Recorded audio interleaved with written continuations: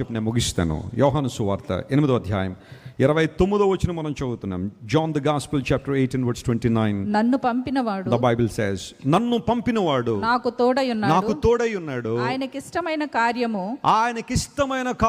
నేను ఎల్లప్పుడూ చేయుదును గనుక ఆయన నన్ను ఒంటరిగా ఆయన నన్ను ఏం చేయలేదు, ఒంటరిగా విడిచిపెట్టలేదు. స్తోత్రం చెప్పండి, హల్లెలూయా.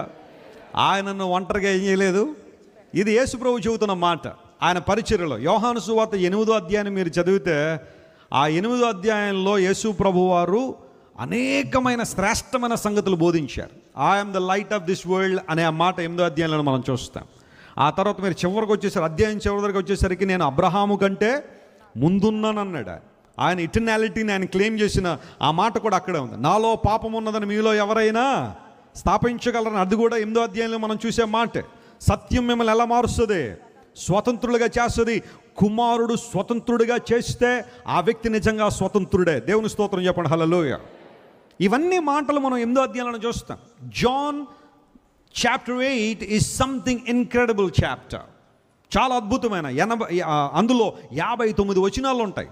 ప్రతి వచనం కూడా బంగారు మాటే. యేసు ప్రభు పలికిన మాటలని దానిలో స్పష్టంగా మనం చూస్తున్నాం కదా.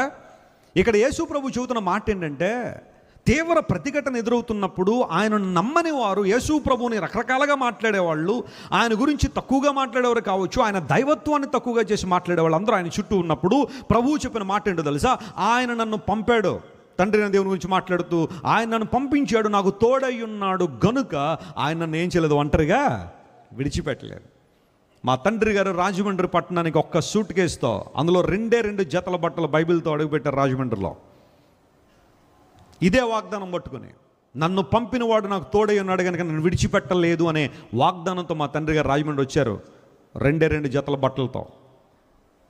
ఈరోజు పరిచర్యను దేవుడు ఎంత విస్తృత పరిచారు అంటే, ఇంతమందికి దీవెనకరంగా ఆశీర్వాదకరంగా చేశారంటే అది కేవలం దేవుని వాగ్దానం నెరవేర్పే కానీ మరొకటి కాదు. స్తోత్రం చెప్పండి, హల్లెలూయా. నాన్నగారి పరిచర్య ప్రారంభించి 45 సంవత్సరాల వ్యవధిలో నేను ఆల్మోస్ట్ సేవలోనికి వచ్చాక 20 సంవత్సరాలు పరిచర్యలకు వచ్చిన తర్వాత జీవితాంతం వీరు మాతో ఉంటారు అనుకున్న వాళ్ళు చాలామంది ఈరోజు మాతో లేరు. మమ్మల్ని విడిచిపెట్టి వెళ్ళిపోయారు. ఏవో కారణాలు ఏమన్నా అయి ఉండొచ్చు. There may be so many reasons. వారికి ఉన్న అసహనం కావచ్చు, లేకపోతే మరొకటి కారణం కావచ్చు. మాతో కడ వరకు ఉంటాను అనుకున్న వాళ్ళు చాలామంది లేరు. వీళ్ళు ఉండరు మాతో అనుకున్న వాళ్ళు కొనసాగుతుంటారు కొన్ని సందర్భాల్లో. చాలా విచిత్రమైన సంఘటనలు ఇవన్నీ. కానీ ఒక్కటి మాత్రం నిజం ప్రియులారా, మనుషులు ఉండొచ్చు, వెళ్ళిపోవచ్చు. కొంతమంది రావచ్చు, వెళ్ళిపోవచ్చు. కొంతమంది దేవుని మందిరానికి వస్తారు, ఎంత ఆనందంగా దేవుని మందిరానికి వస్తారు. వెస్లీ గారు చాలా చక్కని వాక్యం అండి, వాక్యంలో ఎదుగుతున్నామండి, వాక్యంలో కొనసాగుతున్నామండి అన్నవాళ్ళు కొంతకాలం తర్వాత దేవుని మందిరంలో కనబడక, అమ్మ ఎందుకు రావట్లేదంటే ఏవో కారణాలు, రకరకాల కారణాలు. పాస్టర్ గారు మాకు షేక్ హ్యాండ్ ఇవ్వలేదండి, వెస్లీ గారు మాకు షేక్ హ్యాండ్ ఇవ్వలేదండి, మమ్మల్ని చూడలేదండి. అసలు ప్రతిరోజు ఆరాధన అయిన తర్వాత ఇక్కడ నిలబడి అందరి కోసం ప్రార్థన చేస్తున్నాం. నీకు 5 నిమిషాలు వెయిట్ చేసే ఓపిక నీలో లేకపోతే, దేవుని సేవకులు మమ్మల్ని కలవట్లేదని నువ్వు బయటికి వెళ్ళి చెప్పడం వల్ల దానివల్ల ఏమైనా అర్థం ఉందా? అఫ్కోర్స్ బహుశా కొన్ని కుటుంబాలు మేము దర్శించలేకపోయాం. కొన్ని సందర్భాల్లో చాలామంది వచ్చాయా మా కుటుంబాన్ని దర్శించండి అంటే ఖచ్చితంగా దర్శిస్తున్నాం. మన చర్చిలో మెంబర్షిప్లు లాంటివి ఏమీ లేవు. కార్డులు పెట్టి మెంబర్షిప్లు పెట్టి బయట ట్యాపింగ్ పెట్టేసి అమ్మ వచ్చేవాళ్ళందరూ ట్యాప్ చేయండి అంటే అప్పుడు ఎవరు వస్తున్నారో ఎవరు రావట్లేదు మేము తెలుసుకోగలం. కానీ అలాంటి విధానాలు పెట్టాలని నాకు లేదు. చాలా ఈజీగా పెట్టచ్చు, ఎందుకంటే నా దగ్గర టెక్నికల్ టీం మామూలు టీం కాదు. చాలా ఈజీగా అలాంటివి పెట్టచ్చు. పెట్టమంటారా చెప్పండి, న్యూరా లింక్ వచ్చేస్తుంది త్వరలో, అందరికీ చిప్పులు పెట్టేయడమే తల్లో. ఇంక ఎవరు మిస్ అవ్వరు, ఎవరు వస్తున్నారో ఎవరు లేరో తెలియదు. కొన్నిసార్లు కొంతమంది గృహాలు మేము దర్శించలేకపోవచ్చు, కానీ at the time you can come and ask us. తండ్రి గారు రోజుకి తక్కువ లేని 4-5 గృహాలు దర్శించి ప్రార్థన చేస్తారు. మీలో ఎవరిని మేము ద్వేషించలేదు ఎప్పుడు కూడా.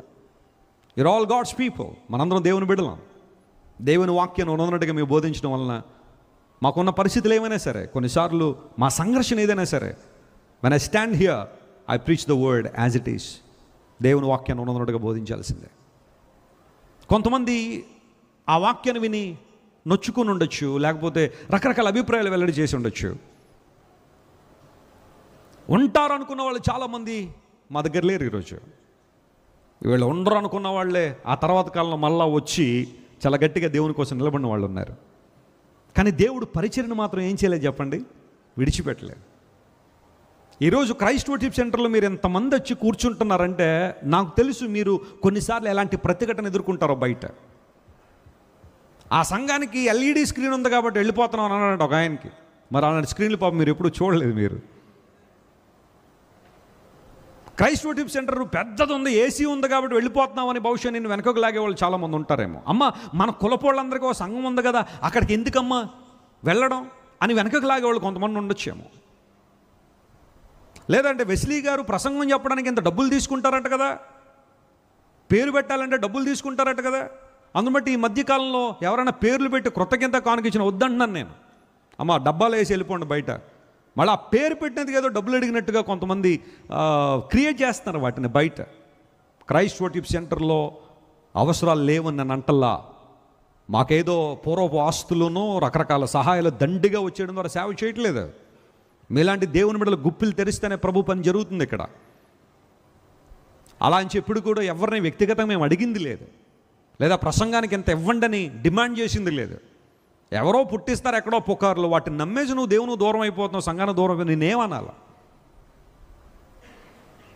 దేవుడు విడిచిపెట్టాడు, నన్ను పంపినవాడు నాకు తోడై ఉన్నాడు కాబట్టి ఆయన నన్ను విడిచిపెట్టలేదు. ఈ రోజుకి అదే పరిస్థితి. బహుశా కొన్ని సంవత్సరాల తర్వాత మీలో ఎంతమంది ఇక్కడ ఉంటారో, లేదా ఎంతమంది ట్రాన్స్ఫర్లు అయిపోతారో, ఎంతమంది ఎవరెవరో మాటలు విని ఎంతమంది దూరం అయిపోతారో నాకు తెలియదు. బట్ స్టిల్ ఇక్కడ మాత్రం సేవ కొనసాగుతూనే ఉంటుంది, పరిచర్య కొనసాగుతూనే ఉంటుంది. కరోనా సమయంలో ఎవ్వరు మందిరానికి రాకూడదని ప్రభుత్వాలు చెబితే మందిరంలో ఒక్క ఆదివారం కూడా ఆరాధన ఆగల. ఇదే పులిపెట్టి నిలబడి దేవుని వాక్యం చెప్పాను. ఎవ్వరు లేరు, మీరు అందరూ ఉన్నట్టుగానే భావించి, అందరూ ఆన్లైన్లో ఎక్కడెక్కడో కనెక్ట్ అవ్వడం, మీరు అందరూ దేవుని మందిరంలో ఉన్నట్టుగానే. I could see the move of God at the church while I am preaching. దేవుని వాక్యం ఎవ్వరు లేకపోయినా నేను ఆ సోఫాలో బ్లెస్సీ గారు, అక్కడేమో టెక్నికల్ టీం, లాక్డౌన్ టైం అంతా ఇక్కడి నుంచే పరిచర్య ప్రారంభించాం. అనేక మందికి నేను రీచ్ అవ్వగలిగా. ఆగదు దేవుని సేవ, ఆగదు దేవుని సేవ, ఆగదు ప్రభు పరిచర్య ఆగదు. ఇది దేవుడు ఏర్పాటు చేసిన ప్రాంతం. ఎవరున్నా లేకపోయినా, ఐఎమ్ టెల్లింగ్ యు అగైన్, ఎవరున్నా లేకపోయినా ఇక్కడ ప్రభు పరిచర్య జరుగుతూనే ఉంటుంది. యేసయ్య వచ్చేంతవరకు జరుగుతూనే ఉంటుంది. హల్లెలూయా. దేవుడు ఎవరు నియమించుకుంటారో, దేవుడు ఎవరిని ఏర్పాటు చేసుకుంటారో, దేవుడు ఎవరు నిలబెట్టుకుంటారో వారి ద్వారా పరిచర్య జరుగుతూనే ఉంటుంది. కానీ పరిచర్య ఎప్పుడు ఆగదు. ఆయన నన్ను పంపించాడు కనుక, నాకు తోడై ఉన్నాడు కనుక నేను ఎప్పుడు ఒంటరివాడిని కా. చాలామంది ఈ పరిచర్యను బహుశా దెబ్బతీయాలని ఎన్నో ప్రయత్నాలు చేసి ఉండొచ్చు, ఇప్పటికీ చేస్తూ ఉండొచ్చు కూడా. కానీ దేవుడు ఎప్పుడు కూడా పరిచర్యను ఎవ్వరి ముందు కూడా దేవుడు తల వంచి నిలబెట్టేలా ఈ పరిచయం దేవుడు చేయలేదు. దేవుని వాక్యం ఉన్నట్టుగా బోధిస్తున్నాం. మీరు ఎప్పుడైనా పరిచర్యలో మన సంఘంలో వేరే వాటికి చోటు లేదు. వాక్యం, స్తుతి, ఆరాధన, పాటలు, ప్రార్థన, that's it. Leave this place and go. No place for gossips. దేవుడు చేసిన కార్యం అది. ఈరోజు బహుశా నీ పరిస్థితులను బట్టి, నీ నిర్మోహమాటాన్ని బట్టి, నీ యథార్థతను బట్టి, నీ నిజాయితీని బట్టి చాలామంది నేను వదిలేసి వెళ్ళిపోయారేమో. బాధపడు, కంగారు పడు. As you are pleasing God, నువ్వు దేవుణ్ణి ప్లీజ్ చేస్తున్నావు కనుక ఎవరు నీతో ఉండకపోయినా you are so valuable. Just move on, ముందుకు సాగిపో. దేవుడిని ఆశీర్వదిస్తాడు, బలపరుస్తాడు, తన మహిమ కొరకు వాడుకుంటారు. విలియం కేరీ ఒక్కడు దేవుని కోసం నిలబడి భారతదేశ చరిత్రను మార్చాడు. డేవిడ్ లివింగ్స్టన్ ఒక చెయ్యి కన్ను పోయిన ఆఫ్రికాలో దేవుని స్వార్థ ప్రకటించి, నేను జాంబియా వెళ్ళినప్పుడు డేవిడ్ లివింగ్స్టన్ గారి యొక్క ఆ సిటీకి వెళ్ళాను. లివింగ్స్టన్ ఒక సిటీ ఉంది. What a man, what a man, what a passion. ఎంత అద్భుతమైన సేవకుడు. ఆఫ్రికాలో సేవ చేస్తూ భార్యకి పిల్లలకి బాగోపోతే వాడెక్కించి మీరు ఇంటికి వెళ్ళండి నేను వస్తాను అని చెప్పి పంపించిన డేవిడ్ లివింగ్స్టన్ 5 సంవత్సరాల తర్వాత ఇంటికి వెళ్ళాడట భార్య పిల్లల్ని చూడడానికి. ఇల్లు తలుపు తట్టగానే భార్య తలుపు తెరిచి, ఎవరండి మీరు అని అడిగిందట. డేవిడ్ లివింగ్స్టన్ కళ్ళం నీళ్ళు తెచ్చుకున్నాడు. కారణం ఏంటో తెలుసా? రూపం పోయింది, చెయ్యి పోయింది, కన్ను పోయింది, జుట్టు పోయింది. అలాంటి పరిస్థితుల్లో సొంత భార్య నిలబడి ఎవరండి మీరు అని అడిగింది భర్తను. ఎందుకు మాట చెబుతున్నాను తెలుసా? అంత ప్రయాసపడి దేవుని స్వార్థ ప్రకటించిన David Livingstone, he was all alone, ఒక్కడు ప్రభు కోసం. శామ్యుయల్ మోరిస్ అనే ఒక యవనస్తుడు దేవుని కొరకు నిలబడ్డాడు, ఒక్కడు దేవుని కోసం కార్యాలు జరిగించాడు. యంగ్ హోలీ టీం పరిచయం 2004లో ప్రారంభించినప్పుడు చాలామంది నన్ను డిస్కరేజ్ చేశారు, నిరుత్సాహపరిచారు. యవనస్తులు సేవ చేయడం ఏంటంటే ఇలాంటి సేవలు చాలా చూసాం. ఏం చేస్తారో చూస్తాం, ఎంతవరకు వెళ్తారో చూస్తామని. ఈరోజు నేను ఎంతవరకు వచ్చానో చూశారు వాళ్ళందరూ. దేవుడు నడిపించాడు, బలపరిచాడు. ఆయన నిన్ను ఒంటరిగా విడిచిపెట్టలేదు. ఆయనకి ఇష్టమైంది చేయి, ప్రభు నిన్ను విడిచిపెట్టలేదు, నీకు తోడే ఉంటాడు, బలపరుస్తాడు. ఆనాడు సొలొమోనుకి దేవుడు ఇచ్చిన వాగ్దానం, నా జనులకు ఇశ్రాయేలు నేను ఏం చేయలేదు, విడిచిపెట్టలేదు. కనుక నేను వారి మధ్య ఏం చేస్తాను? కన్ను మూసుకొని ప్రార్థన చేసుకుందాం.